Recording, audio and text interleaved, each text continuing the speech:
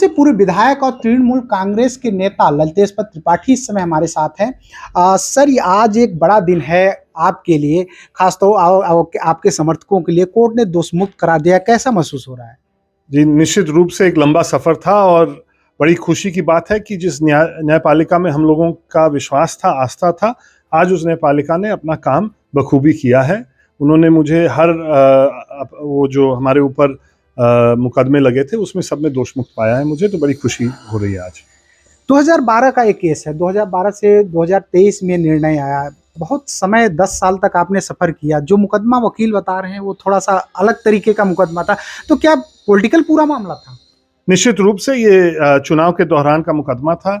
उस चुनाव में मुझे लग रहा है कि उस समय की सरकार को ये महसूस हो रहा था कि कहीं ना कहीं चुनाव का परिणाम उनके खिलाफ जा रहा है। हम लोग लड़ाई लड़ रहे थे उस सरकार के खिलाफ, आवाज उठा रहे थे उस सरकार के खिलाफ, और उनको लगा कि इस मुकदमा के चलते हमको दबा देंगे, हमको घेर लेंगे। मगर ऊपर वाले की कृपा, माँ विंध्यवासिनी की कृपा थी कि चुनाव में भी परिणाम हमारे पक्ष में आया और आज माननीय न्यायालय ने भी हमारे पक्ष में फैसला दिया है।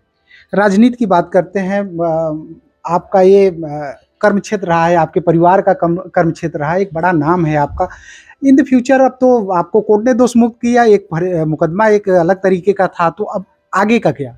अब आगे, जैसे सबको मालूम है, हम लोग ने नई एक यात्रा शुरू की है राजनीतिक रूप से। उस नई यात्रा में आगे चल के हम लोग ये कोशिश कर रहे हैं कि 2024 के चुनाव में एक मजबूत विकल्प हम लोग भारतीय जनता पार्टी के खिलाफ उत्तर प्रदेश में ही नहीं पूरे देश में खड़ा करें।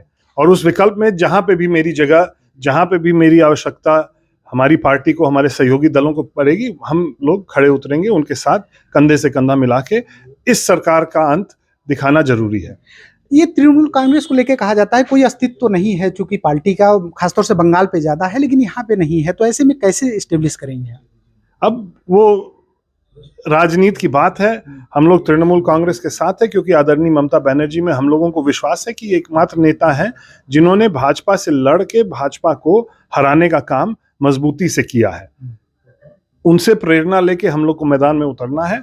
जनाधार अगर आप देखिएगा तो 2012 में ही, अगर जिस समय हम चुनाव लड़ रहे थे, तो 2012 में भारतीय जनता पार्टी का भी जनाधार क्या था। जिले में सारी सीटों में जमानत जब्त हो गया। 2014 में सारी सीटों पे मतलब पूरे जिले में, लोकसभा में भारतीय जनता पार्टी की विजय हुई। तो ये चक्र चलता है, लड़ाई लड़नी है। हम लोगों को अपनी विचारधारा पे, अपनी जो राजनीति है उस पर भरोसा है, और हमको भरोसा है उत्तर प्रदेश के लोगों पे कि वो एक विकल्प, जब भी जरूरत पड़ा है इस देश को, तो उत्तर प्रदेश के लोगों ने उस विकल्प को खड़ा करने का काम किया है और 24 में भी करेगा। अच्छा, खासतौर से राजनीति की बात की जाती है, चूंकि आपका परिवार यहाँ मिर्जापुर में सक्रिय रहा है, आप भी मिर्जापुर को घर ही मानते हैं। लोग कहते हैं, बीच बीच में कहते हैं कि नहीं, ललितेश जी बनारस जा रहे हैं, बनारस से उनका कुछ बड़ा विजन है, तो क्या है ये?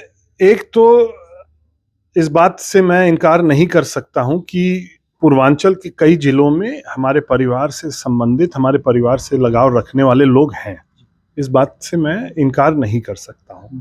पर राजनीतिक रूप से मैंने इस जिले को चुना था। इस जिले ने मुझे बहुत, जितना एक 34 साल के नौजवान को उम्मीद भी नहीं होता है, उतना इस जिले ने मुझे दिया है। तो ये जिला मेरे मन में एक हमेशा अलग जगह पे रहेगी।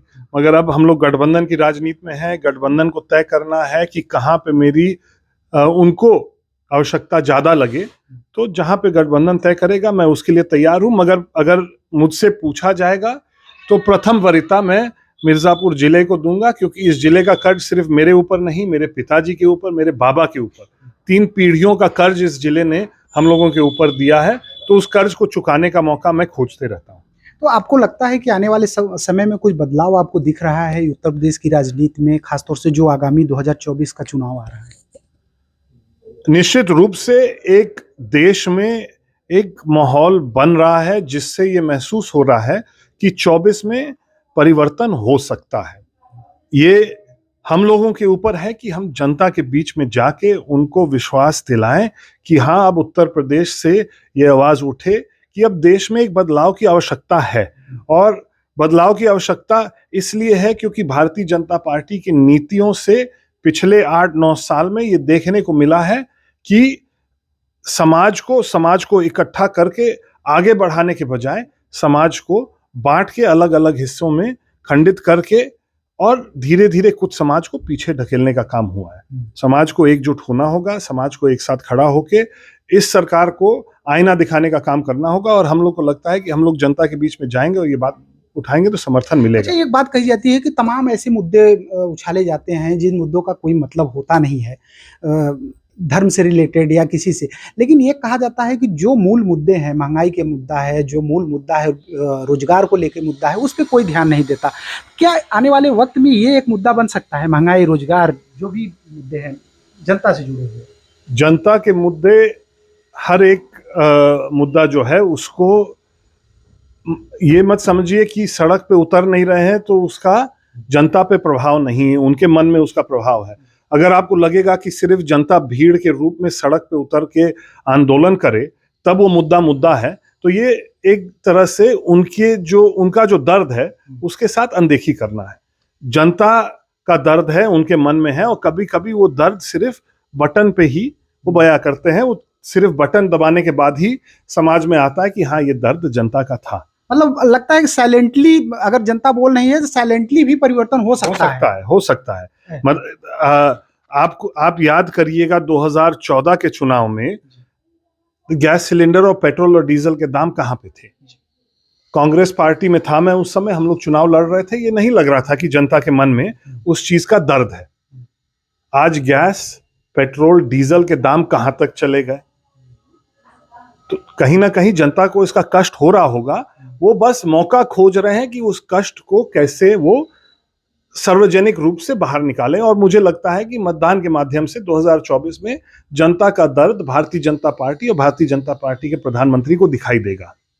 बहुत बहुत आभार हमसे बात करने के, थैंक यू सर।